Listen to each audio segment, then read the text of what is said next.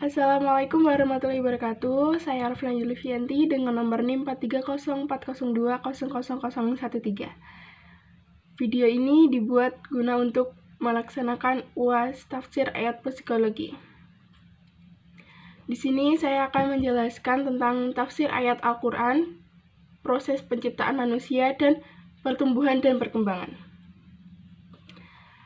Yang pertama saya akan menjelaskan tentang proses penciptaan manusia. Adapun ayat-ayat yang menjelaskan tentang proses penciptaan manusia antara lain yang pertama surat An-Na'am ayat 2, surat Al-Hajj Kisah Al-Hajj surat 22 ayat 5, yang ketiga Kisah Al-Imran surah 3 ayat 59. Yang pertama dari surat An-Na'am ayat 2 yang memiliki arti, Dialah yang menciptakan kamu dari tanah, sesudah itu ditentukannya ajal kematianmu. Dan ada lagi suatu ajal yang ada pada sisinya, yang dia sendirilah mengetahuinya. Kemudian kamu masih ragu-ragu tentang perbangkit itu. Di sini surat Al-An'am sendiri menjelaskan tentang penciptaan manusia yang pertama kali dari tanah, terus udah ditentukan ajalnya, kematiannya, jodohnya, rezekinya itu sudah ditentukan oleh Allah Subhanahu wa Ta'ala. Yang kedua, Kisah Al-Hajj surat 22 ayat 5 yang memiliki arti, wahai manusia, jika kamu meragukan hari kebangkitanmu, maka sesungguhnya kami telah menjadikan kamu dari tanah, kemudian dari setetes mani, kemudian dari segumpal darah, kemudian dari segumpal daging, yang sempurna kejadiannya dan yang tidak sempurna agar kami jelaskan kepada kamu, dan kami tetapkan dalam rahim menurut kehendak kami sampai waktu yang sudah ditentukan. Kemudian kami keluarkan kamu sebagai bayi, kemudian dengan berangsur-angsur kamu sampai kepada usia dewasa, dan di antara kamu ada yang diwafatkan dan ada pula di antara kamu yang dikembalikan sampai usia sangat tua, sampai pikun, sehingga dia tidak mengetahui lagi sesuatu yang telah diketahuinya. Dan kamu lihat bumi ini kering, kemudian apabila telah kami turunkan air hujan di atasnya, hiduplah bumi itu dan muncul subur dan menumbuhkan berbagai jenis pasangan tumbuhan yang indah. Di Kisah Al-Hajj surat 22 ayat 5 ini dijelaskan mengenai awal terbentuknya manusia sampai manusia telah meninggal atau telah diambil oleh Allah Subhanahu wa Ta'ala lagi.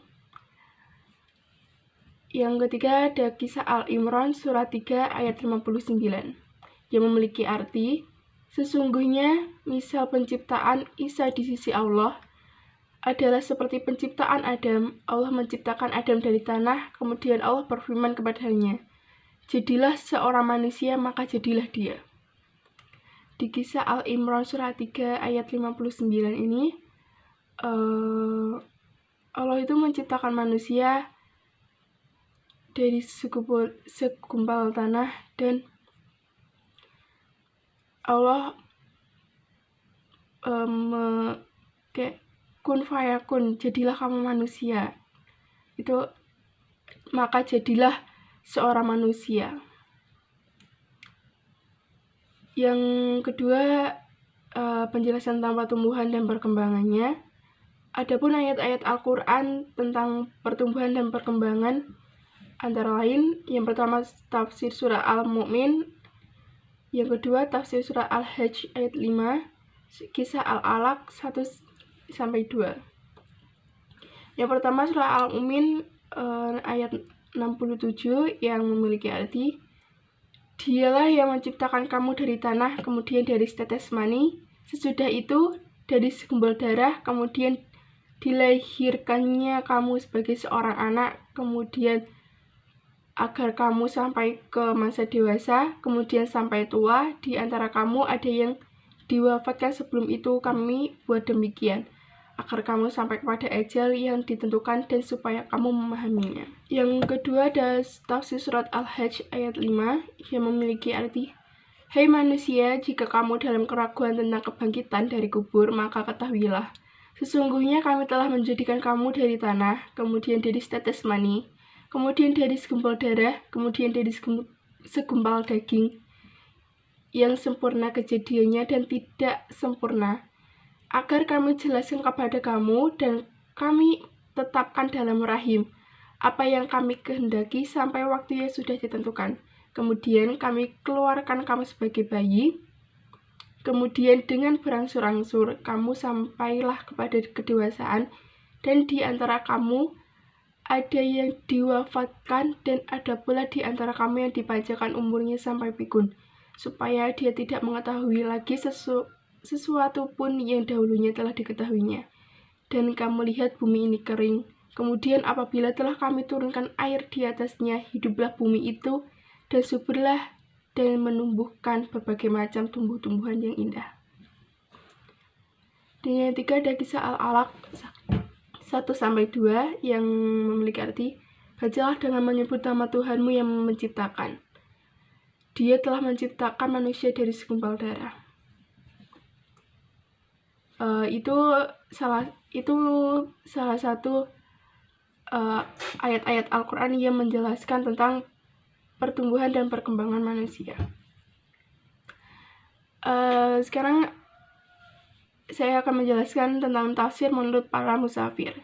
Yang pertama, tafsir Quran surat Al-An'am ayat 2. Tafsir Jalalain. Dialah yang menciptakanmu dari tanah dan diciptakannya ayah kamu Adam dari tanah.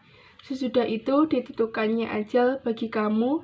Setelah sampai pada ajal itu, kamu akan mati dan ajal lain yang ditentukan, ditetapkan di sisinya, untuk membangkitkan kamu dari kematian. Kemudian kamu, hai orang-orang kafir, masih tidak percaya tentang berbangkit itu.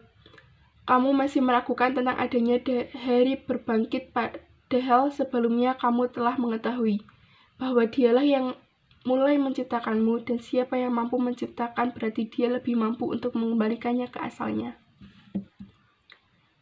Yang kedua ada tafsir kisah Al-Hajj surat ayat 5.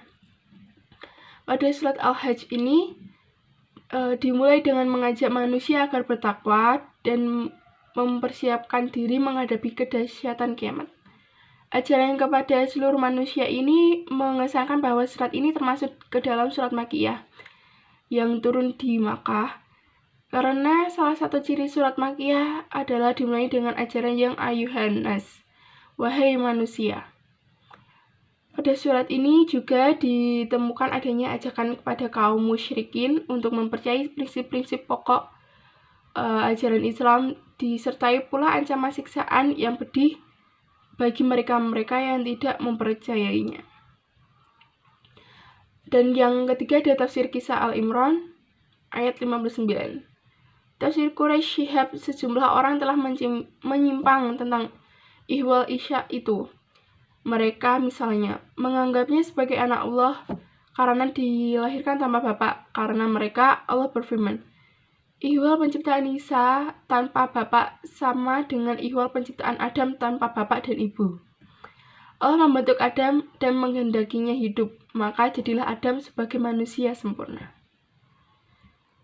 Yang keempat, ada tafsir kisah Al-Mu'minin ayat 67 yang memiliki isi, dialah yang menciptakan manusia dari tanah menjadi satu tetes mani, dari satu tetes mani menjadi sesuatu yang menempel, dan segenggam darah menjadi segenggam daging, kemudian dilahirkan ke Adam dalam bentuk manusia. Nabi Adam alaihissalam adalah manusia yang diciptakan Allah dari tanah. Sebagian ahli tafsir menjelaskan bahwa yang dimaksud dengan Allah menjadikan manusia dari tanah adalah Allah menjadikan manusia dari saripati yang berasal dari tanah. Dan yang kelima ada tafsir kisah Al-Alaq 1-2. Dalam tafsir Al-Muniyah, surat ini disebut surat Al-Alaq dan surat Iqra. Hubungan munasabah dengan surat Atin adalah Al-Alaq menjelaskan apa yang dimaksud dalam surat Atin. sebagai manusia diciptakan dalam bentuk yang sebaik-baiknya ahsani taqwim, yaitu diciptakan dari materi alaq segumpal darah.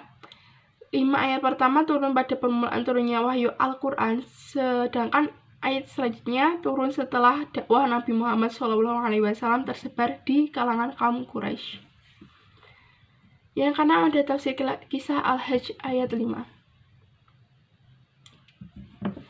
Wahai manusia, jika kalian berada dalam keraguan Allah kekuasaan untuk menghidupkan orang-orang yang mati, maka kami telah menciptakan moyang kalian, yaitu Adam, dari tanah. Kemudian, anak keturunannya berkembang biak dari setetes air, yaitu cairan sperma, yang dikeluarkan oleh seorang laki-laki suami pada rahim istrinya. Kemudian, dengan kuasa Allah berubah menjadi alaqah, yaitu darah merah yang menggumpal kental, lalu menjadi mudghah, yaitu segumpalan daging kecil yang besarnya sebesar suapan yang dikunyah dalam mulut. Terkadang, gumpalan daging itu berbentuk mukhalaqah, yaitu yang sempurna bentuk fisiknya hingga berakhir dengan janin yang terlahir hidup, dan kadang berbentuk fisik yang tidak sempurna, sehingga terjadilah keguguran sebelum usia kandungan sempurna. Tujuan kami menjelaskan bahwa kalian tentang kesempurnaan kuasa kami dengan mengendalikan tahap-tahap penciptaan makhluk. Dan kami mempertahankan sesuatu yang ada di dalam rahim sesuai dengan kehendak kami, yaitu janin yang sempurna sampai masa kelahiran. Di tahap-tahap ini berakhir dengan kelahirannya janin dalam bentuk anak kecil yang akan berkembang sehingga sampai menginjak usia dewasa, yaitu masa muda, penuh kekuatan dan kematangan akal.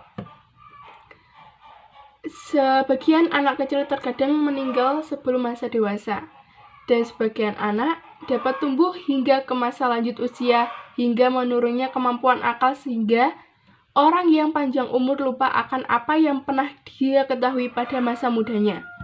Kamu lihat bumi itu kering dan mati, tidak ada tumbuh di atasnya. Ketika kami turunkan air hujan padanya, bumi menjadi bergerak dan terpenuhi oleh tumbuh-tumbuhan, meninggi dan bertambah padat karena cukupnya air padanya, sehingga tumbuhan berbagai macam tumbuh indah dan menyenangkan orang melihatnya. Sekian dari penjelasan yang saya sampaikan. Wassalamualaikum warahmatullahi wabarakatuh.